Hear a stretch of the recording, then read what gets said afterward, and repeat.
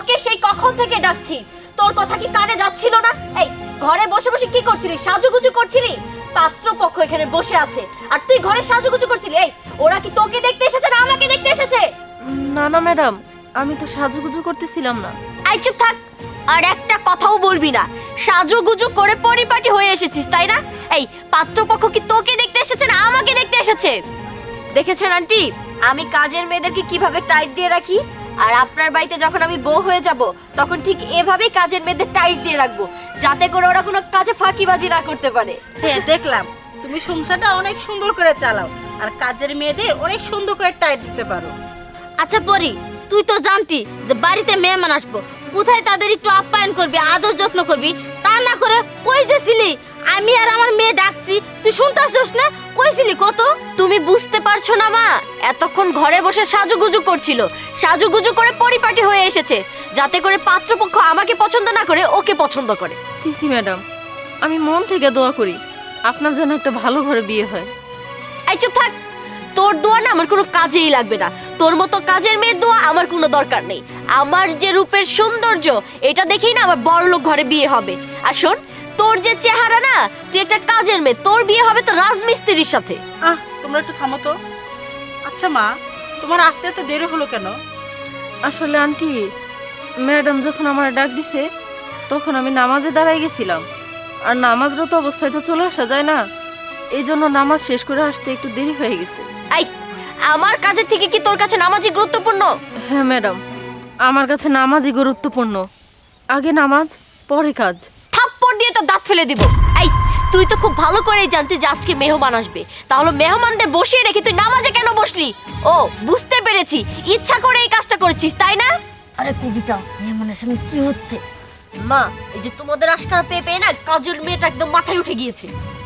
আচ্ছা, আপনি একটা কথা বলুন তো, আপনি কি সবসময় পর্দা করে থাকেন? আরে বুঝেন না, ঢং ঢং, এবারই ওবারই কাজ করে বেড়ায়, আবার পর্দা করে, আবার বলে নাকি আমার স্বামী ছাড়া আমি কাউকে মুখ দেখাবো না। যত সব।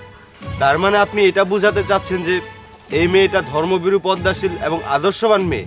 মা, আমি তোমার পছন্দ করা এই আল্টা মডার্ন মেয়েকে না, যদি বিয়ে করতে হয় এই ধর্মভীরু এবং পদ্মাশীল মেয়েকেই বিয়ে করব। হ্যাঁ বেটা, আমিও তাই ভাবতেছি, যদি বিয়ে করতে হয় তাহলে এই ধর্মের ছেলে কাজের মেয়েকে বিয়ে করবে। কি বলছেন এসব? আপনারা আমার মেয়েকে দেখতে এসে একটা কাজের মেয়েকে বিয়ে করে নিয়ে যাবেন, এটা কেমন কথা? হ্যাঁ আন্টি, আপনার মেয়ে আধুনিকতার ছোঁয়ায় মানুষকে মানুষ মনে করে না, যখন যা মুখে আসে তাই বলে যাচ্ছে। আপনার মেয়ে তো নামাজ পড়ে না এবং অন্যজন নামাজ পড়েছে এই জন্য যা খুশি তাই বলছে।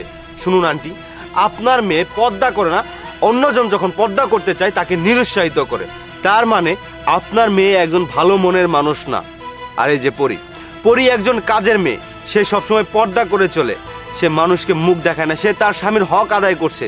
তার মানে সে একজন আদর্শবান স্ত্রী হবে। আর পরি আমার স্ত্রী হওয়ার যোগ্যতা রাখে, আপনার মেয়ে আমার স্ত্রী হওয়ার যোগ্যতা রাখে না।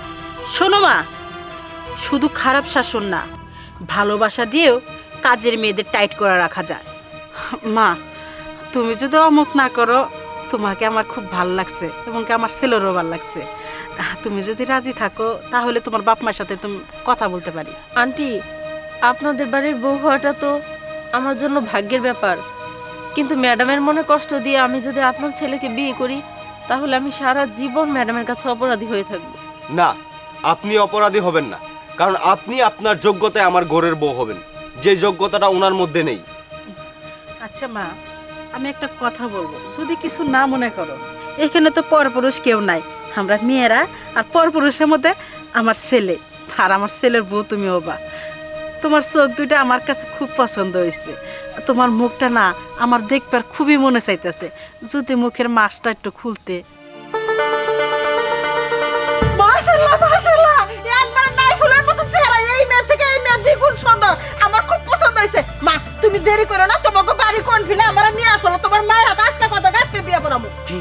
আর আন্টি, আপনাকে একটা কথা বলছি, আপনি আপনার মেয়েকে পড়াশোনা করিয়েছেন কিন্তু মানুষের মতো মানুষ করতে পারেননি। এখনো সময় আছে, আপনার মেয়েকে সুশিক্ষা দান করুন। মা, চলো। কি সুখে শাদি করবো, বেদক মহিলা, নিজের মেয়েরা তাইকে অনেক আশা নিয়ে আইছিলাম। ভাবছি আফার বিয়ে হবো, অনেক মজা করে বিয়ে সাথে খামু, নাচমু, গামু। আই চল যাই। দেখছস আজকে তোর জন্য এতগুলো কথা আমার শুনতে হইলো। আর তোর ব্যবহারের জন্য ভালো করে বউ হতে পারলি না। এখনো সময় আছে, ভালো ব্যবহার শিখ। ছাড়।